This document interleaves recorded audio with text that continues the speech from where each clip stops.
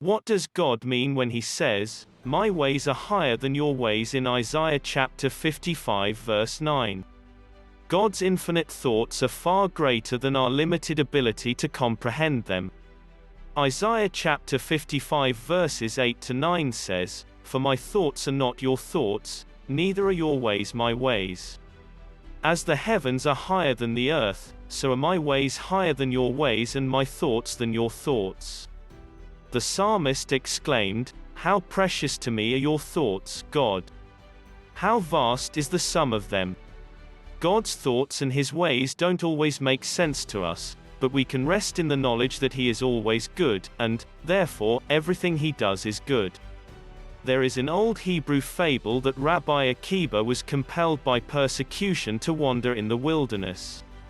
He had a lamp to enable him to study the Holy Bible, a cock that awakened him in the morning, and a donkey on which he rode. One night, being very tired, he went into a village and asked for shelter but was refused. He sought an old well, where he sat down to rest. He lighted his lamp, but a violent wind extinguished the light. He lay down to sleep, but a wolf killed the cock and a lion ate his donkey. Feeling he had been hardly used, he went into the village to see if he could find help. Then he discovered that during the night a band of robbers had killed the inhabitants. He saw that God had been very good to him. If he had been received into a home for the night, he too would have been killed.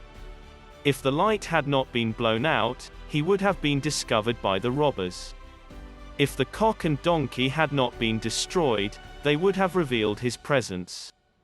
So it is always with these that love God.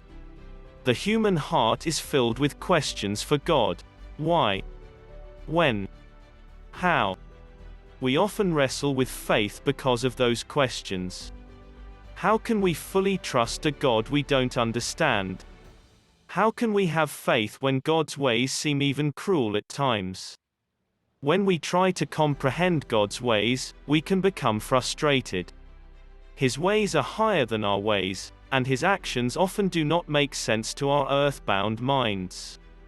We question God's ways when young people die, when tragedies strike righteous people, when the wicked prosper.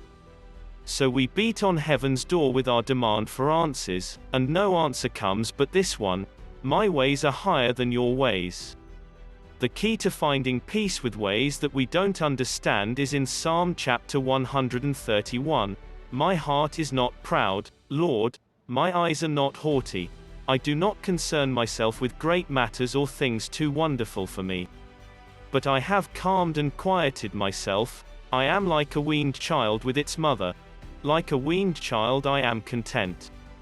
A just weaned child does not understand everything his mother does.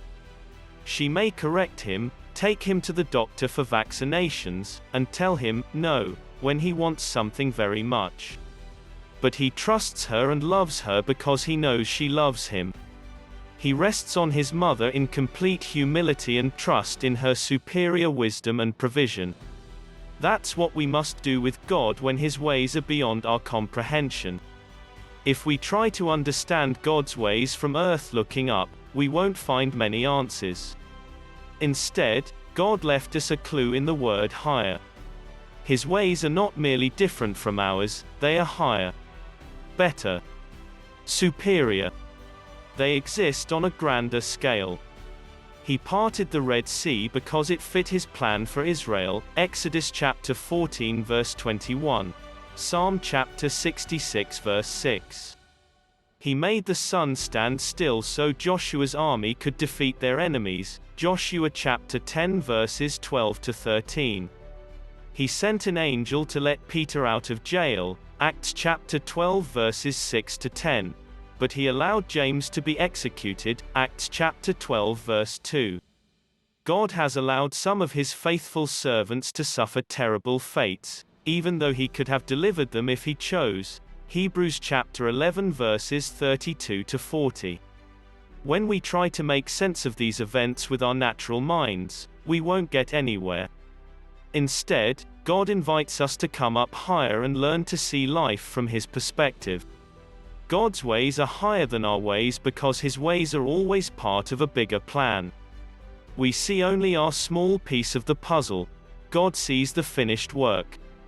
We see a portion of the jumbled back of the tapestry. God is the weaver at the loom. When our desire is to live in step with His plan, we can have confidence that, even when bad things happen, God is still in control. He often takes what Satan meant for evil and turns it into good for the salvation of many. God's priorities are the magnification of His glory and the expansion of His kingdom. When God's glory and God's kingdom are our priorities, too, we learn to rejoice that His ways are higher than our ways. So whether you eat or drink, or whatever you do all to the glory of God. 1 Corinthians chapter 10 verse 31.